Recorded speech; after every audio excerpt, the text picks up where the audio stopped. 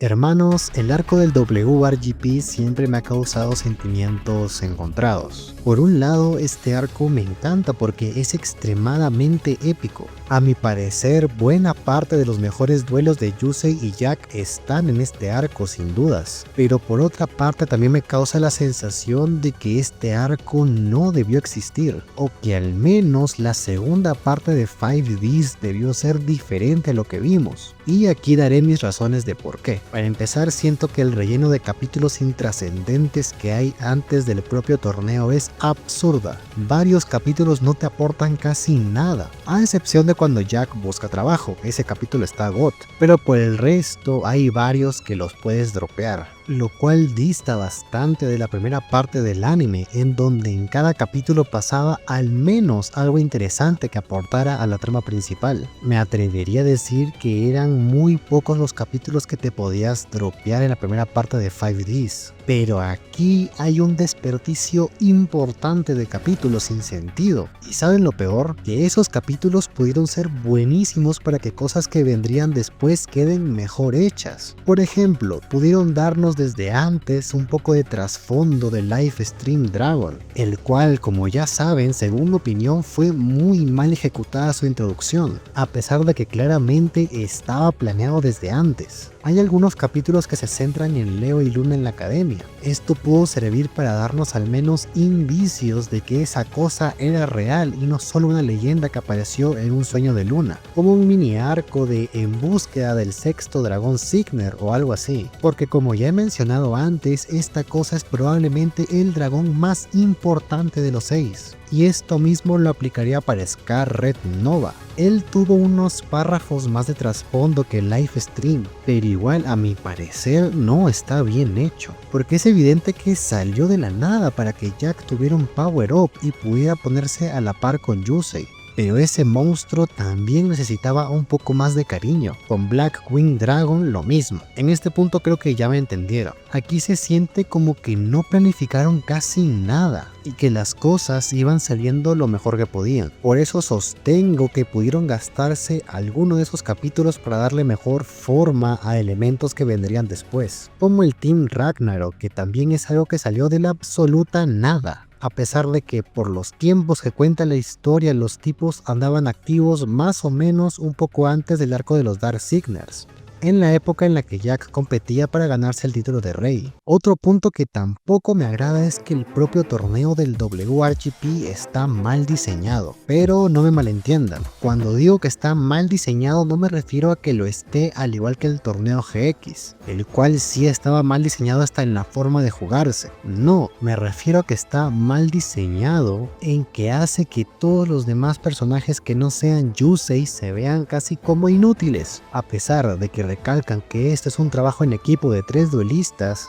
La realidad es que solo Yusei se lleva la gloria, porque es quien se lleva el golpe final, es quien se lleva los momentos memorables, lo cual causa un fenómeno llamado el síndrome GX, término que acabo de acuñar y sacarme de la absoluta nada, porque si 5Ds puede, ¿por qué yo no puedo sacarme cosas del aire? Y ustedes dirán, Nextby, ¿en qué consiste el síndrome GX? Buena pregunta, ciudadano promedio. El síndrome GX consiste en que el guión de una serie le dé tanto foco al protagonista que se olvida de dárselo a los demás personajes, creando el sesgo de que todos menos el prota son inútiles, como pasa en GX con Jaden.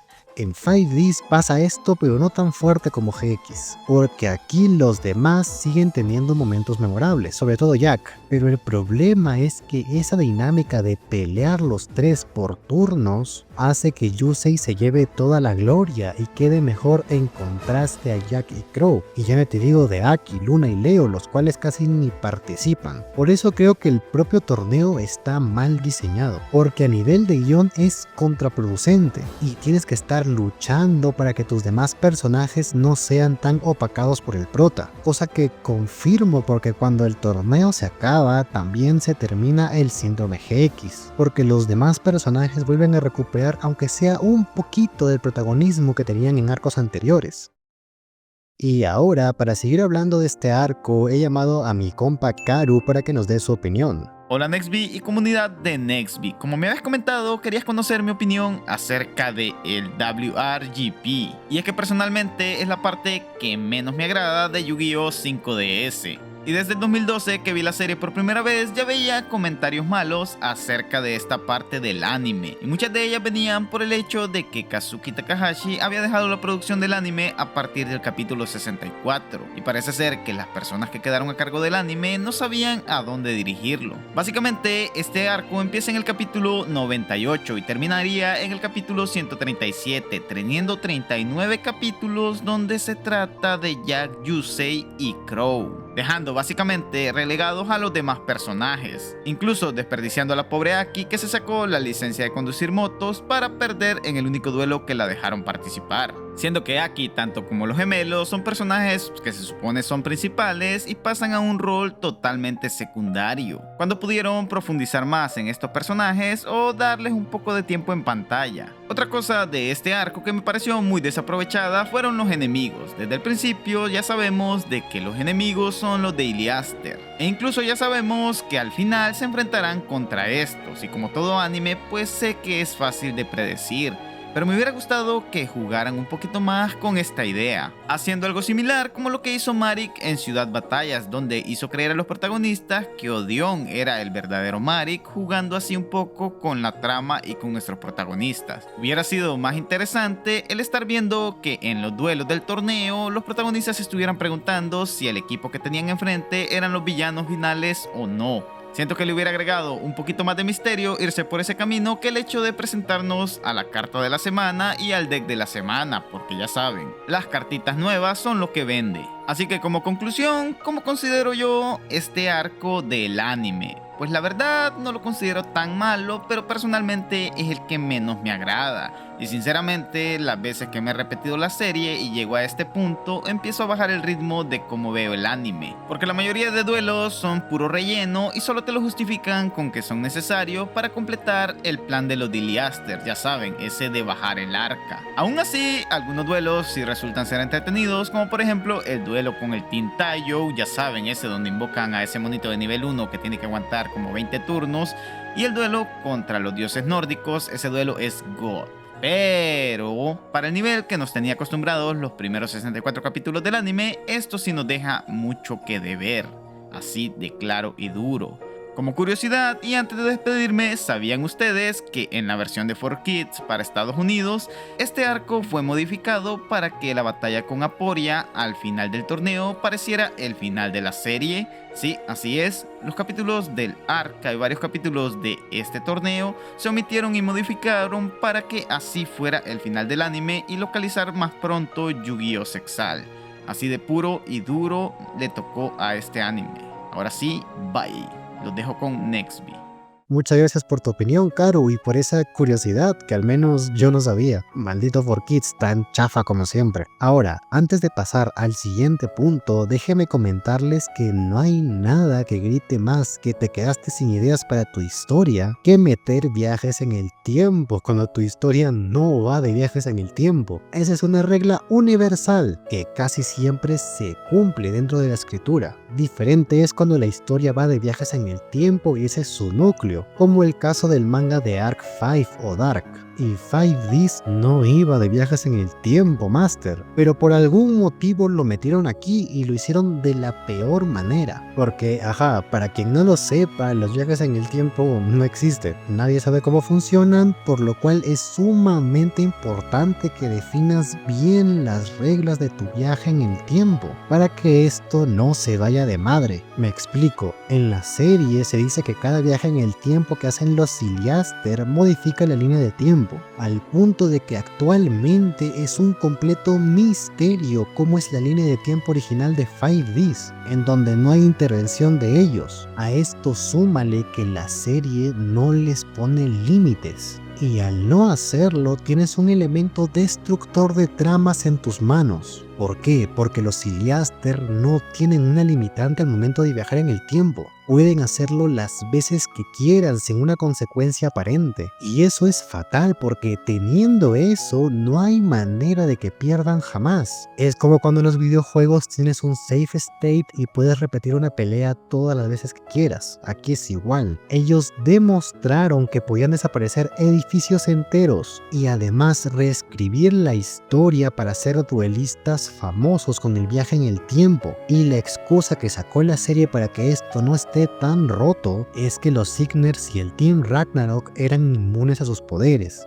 Lo cual estaría bien si más adelante Sound no nos confirmara que viajó en el tiempo múltiples veces e hizo y deshizo la historia como quiso. Si es así, entonces ¿por qué en todas esas modificaciones los Signers no fueron protegidos de dichos cambios? Si fuera así, los 6, incluidos el Team Ragnarok, recordarían cómo es la línea de tiempo original del anime, pero ninguno lo sabe. Es más, esta frase de Sound diciendo que hizo múltiples viajes en el tiempo intentando averiguar la manera de que su futuro no se cumpla le hace bastante daño al guión, porque él dice que en cada uno de ellos falló. Jamás encontró una forma de evitar eso, por lo cual ya solo le queda destruir toda la ciudad. Y por eso Yusei no le puede dar un motivo concreto para que confíe en él. No le puede decir por qué es que su futuro no se cumplirá. Y es que esa solución no existe. Solo le dice confía papi y solo le dice de una. Ese es un error gravísimo que comete la serie a mi parecer, porque el que Son confíe en Yusei es lo que provoca que el tipo sobreviva a la explosión del Arc Cradle al sacrificarse por él. Y miren, aunque no lo crean, el manga de Arc 5 hizo mejor esto, porque esa historia sí va de viajes en el tiempo. Aquí, cada viaje en el tiempo que hacen los secuaces de God deteriora cada vez más su cuerpo con cicatrices horribles y dolorosas. Por eso no pueden abusar de él como si fuese un safe state de videojuego, como si lo hace Iliaster. Por eso, en mi humilde opinión, hay dos factores clave para que el viaje en el tiempo no haga que tu historia sea un queso suizo. Número 1, poner límites al viaje en el tiempo, para que no sea tan abusable como lo hizo Arc 5, por ejemplo. Y segundo, que los viajes en el tiempo no modifiquen tu línea de tiempo original, sino que cada cambio crea una línea de tiempo nueva, así como lo hizo Dragon Ball con Trunks. Porque así al menos puedes estar un poco más seguro de que no se creen tantas paradojas temporales, las cuales de por sí son agujeros de guión. No estás del todo protegido porque hay cosas que se te pueden salir de las manos, pero esto es normal porque algún error vas a cometer cuando metes viajes en el tiempo en tu historia. Para mí esos son los errores más grandes de la segunda parte de 5Ds, que se nota bastante que no tenían ideas claras y por eso metieron viajes en el tiempo, porque como ya dije, esta historia no iba de eso. Ahora, si para mí la segunda parte no debería ir de viajes en el tiempo, entonces ¿de qué debería ir? Pues ahí tengo una buena propuesta.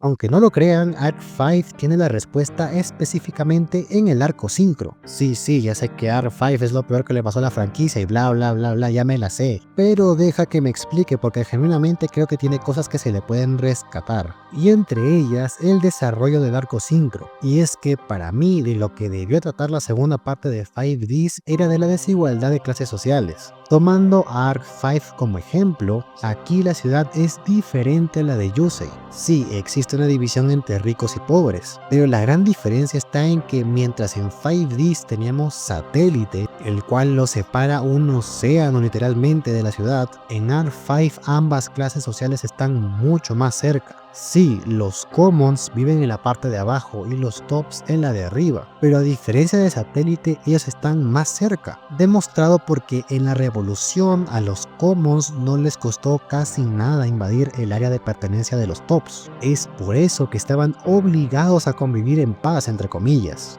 porque compartían el mismo espacio, entre muchas más comillas, y por eso existía la Copa de la Amistad, como una especie de unión entre ambos grupos, aunque todo era una fachada para darle circo al pueblo. Yo, por ejemplo, creo que la segunda parte de 5Ds debió ir de el nacimiento de la Copa de la Amistad, es decir, que abordar el proceso de integración entre los de satélite y los de la ciudad, ya que para el final de la primera parte recién se había construido el puente que conectaba ambas zonas. Por eso era un misterio ver cómo iban a convivir los de Satélite y los de la ciudad, porque si no se acuerdan, en la Copa de la Fortuna todos despreciaban a Yusei por ser de ese lugar. Incluso Jack ocultó que era de ahí para poder convertirse en rey, por lo cual existía una clara discriminación. Por eso creo que el inicio de la segunda parte de 5Ds debía tratar del gobierno creando la Copa de la Amistad,